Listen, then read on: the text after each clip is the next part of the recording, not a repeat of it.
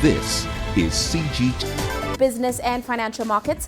I'm Uche Okoronkwo. Of course, as investors consider both new Chinese stimulus as well as gloomy data out of APR hints at liberalizing its exchange rate regime.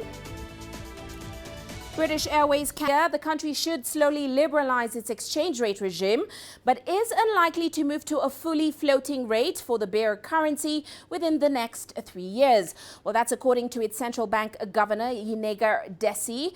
Prime Minister Abiy Ahmed, who took office last year, has launched an ambitious economic reform drive aimed at opening up one of Africa's fastest growing but most closed economies. However, his government has still maintained a tightly managed currency regime in place. Desi says they will look at the pros and cons of liberalizing the exchange rate, but in the meantime, they will relax a little bit on the currency side and, in quotes, take some measures. Now, in Nigeria, the government has enforced drastic measures in efforts to stop the illegal smuggling of rice into the country.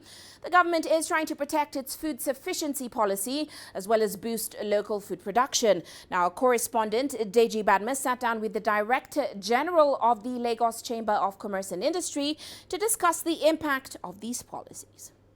The CBN had already placed quite a number of items under the Forex exclusion list, that's foreign exchange exclusion list. Altogether, we had about 43 items already on that list. So the pronouncement by the president actually has not made any much of a difference, because practically almost 60% of the items on that list are actually food items or agro-related items. Rice, of course, is inclusive. So I think what the president was just saying was just trying to further underscore or emphasize the policy position of both the government and the Central Bank of Nigeria towards protecting the foreign exchange reserve and also ensuring that we promote self-reliance.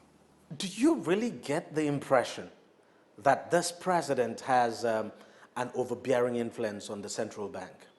We have seen a lot of influence, of the executive on the Central Bank of Nigeria. But again, it's difficult to challenge that, because the Central Bank of Nigeria governor is an appointee of the president, and if he believes that the president's policy understanding or the president's idea of how the economy should be managed is what the central bank also thinks, well, I think he has a right to make a choice.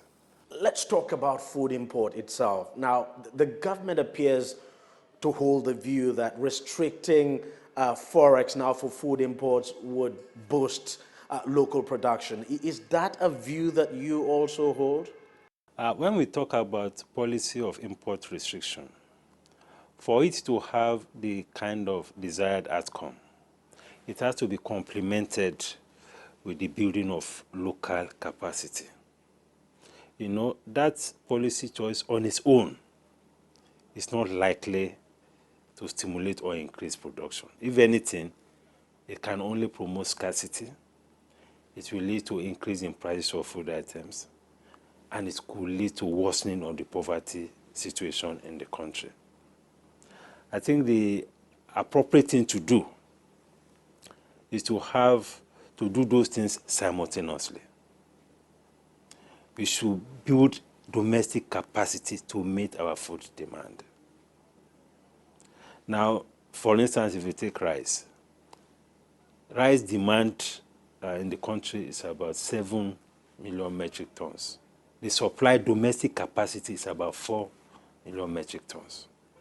So we have a deficit of over 3 million, metric tons. Where will that come from when you have that restriction? So for any restriction policy to work, whether it's import restriction directly or foreign exchange restriction, there has to be commensurate or corresponding investment in the capacity to produce, so that we reduce the gap between the supply and demand. Well, let's go back to our top story today. Of course, Ethiopia is mulling over liberalizing its exchange rate regime. Of course, the central bank governor says that probably won't happen within the next 3 years. But let's discuss this further with Girum Chala. He joins us now in Addis Ababa. Girum, great to have you on the show. Now, the central bank governor did say that the government is slowly taking some measures to liberalize that exchange rate regime.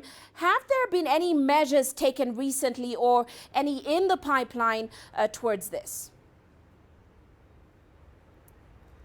So first of all, the government needs to be appreciated for the job it has decided to do because it's been controlled. This exchange regime has been controlled by the government for a long time. The National Bank is the one that makes decisions, and without it, it's always illegal to come up with any kind of exchange rate regime. Because of that, Uche, Ethiopia has lost billions of dollars in favor of the black market because people are not choosing the bank way of exchanging their dollars, but rather go through these black markets and others. Those even include those people who are sending from abroad remittances to Ethiopia, choosing other forms of exchange because of the failure of the government's way of handling the exchange regime. For now, there is no tangible move that the government has made, but this should be, as I said, appreciated for now. Ethiopia has been, a controlled kind of economy, the one that has been protected by, several policies and ways of handling the financial sector. Now that there is green light and there is light at the end of the tunnel at the same time of freeing this, liberalizing this exchange rate regime itself is a huge move. So many people are excited, financiers, people in the banking sector, people who are also interested to work with Ethiopia. So I think for now it's one of the best moves that the government has made. But then again, they have to continue working over the last 3 years to make sure that the end result of freeing this exchange regime is going to happen on the ground, Uche. Right, Guru. But the reality is that FX shortages in the country have become severe since 2017. And of course, that's due to low export revenues, but of course also as a result of tight government controls of the exchange rate. So how is the state managing these severe FX shortages? So foreign currency shortages in Ethiopia can be related to so many things. As you've said, it's partly to do with the tight exchange rate regime itself of people choosing other ways, as I was saying earlier. Ethiopia is one of the countries in Africa which is benefiting a lot from remittances. Over the last year, we have heard a report of about $6 billion coming from abroad in the direct channel, in the right proper channel, but in other forms, the number could be significantly higher, of about 10 billion and plus. Now, this has caused Ethiopia to lose an important amount of dollars, foreign exchange in form of dollars, pounds, and others, which it could use for different purposes, including financing its projects. Now, the other one, the most important one, is Ethiopia has lots of projects at hand, including the Grand Renaissance Dam, which needs a foreign currency. Other dams across the country, hydroelectric dams, which need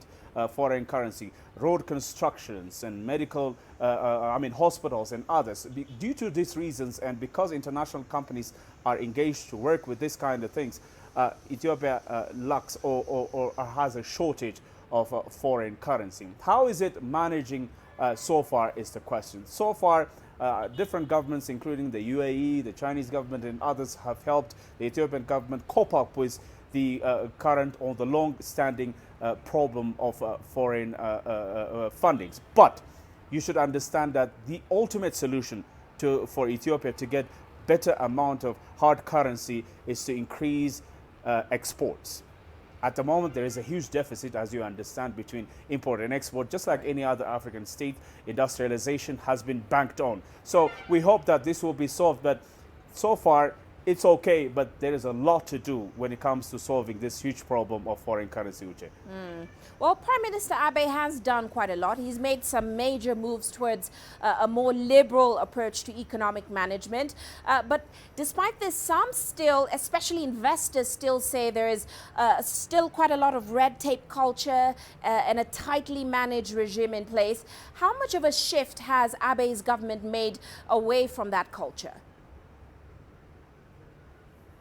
So when Prime Minister Abiy Ahmed came to power, he's tried to, introduce a rather different way of doing business in Ethiopia. For example, one of the most important things he did, and the whole world has seen that, is he tried to liberalize some of the companies or the economic sector in form of like liberalizing Ethiopian Airlines so that some share can be sold, so international companies can be involved. Ethio Telecom has been a government owned monopoly, so he's just trying to liberalize that one as well, of sell some shares, and other companies at the same time.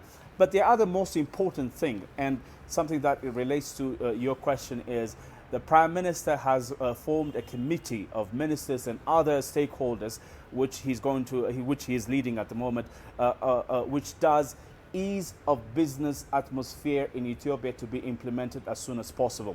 It used to be a very difficult situation, red tapes everywhere. For an investor to have a license, it takes ages, and to also transfer funds from abroad to work in this country has been a tough job for many, and complaints have been coming from here and there. Now he's trying to change that. The business atmosphere, the licensing and other issues should be addressed, and many appreciate that his efforts are really holding water.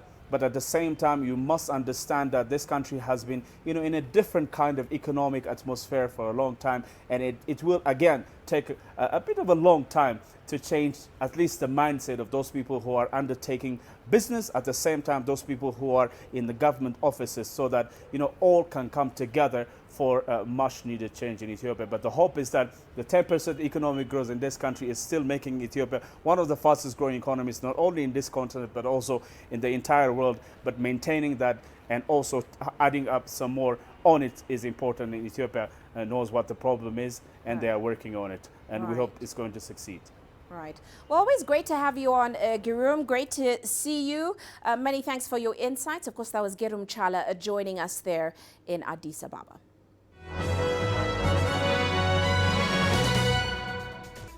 And moving on now, let's take a look at how our corporate headlines are going today. Kenya's Equity Group Holdings says it plans to buy a lender in the Democratic Republic of Congo as part of its strategy to expand across Africa.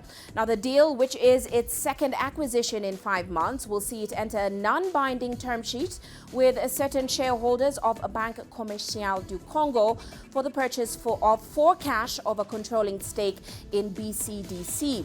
Now, if completed, the deal will propel equity to Congo's biggest bank after Raw Bank SARL.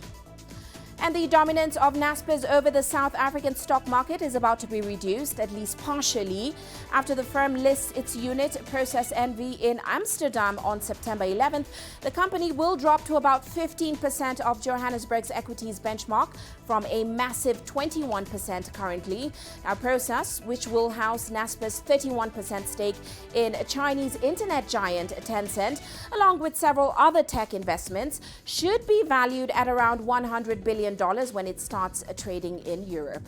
And Japanese car manufacturer Nissan is looking for potential successors for its chief executive Hiroto Saikawa after he privately signaled his readiness to resign.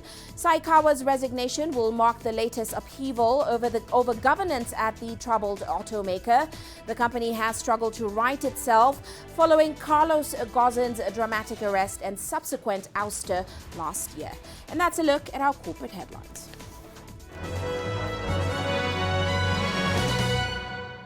Well, let's head into a quick break now, still coming up on the show.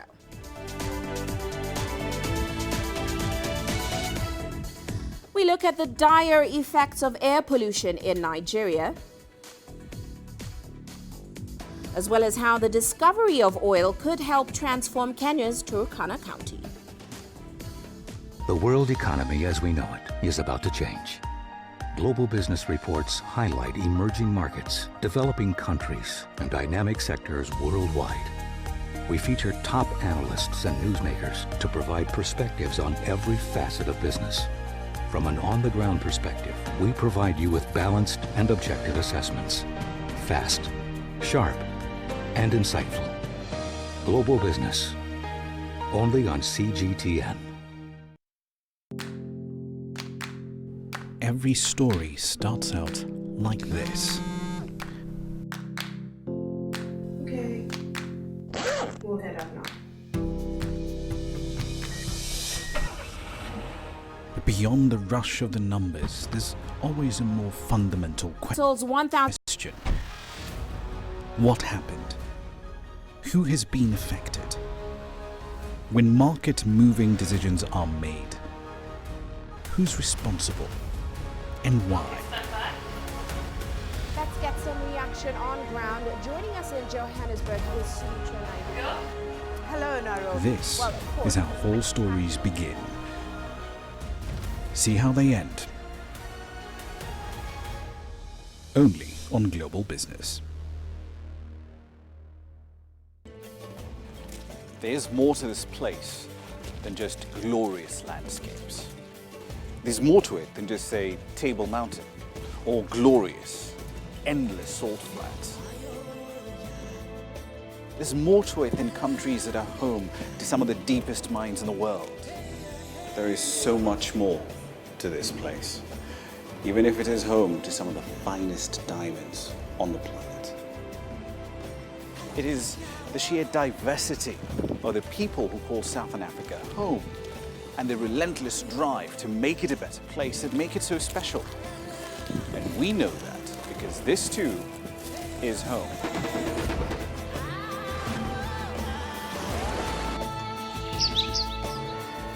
No one knows Southern Africa like we do. CGTN, see the difference.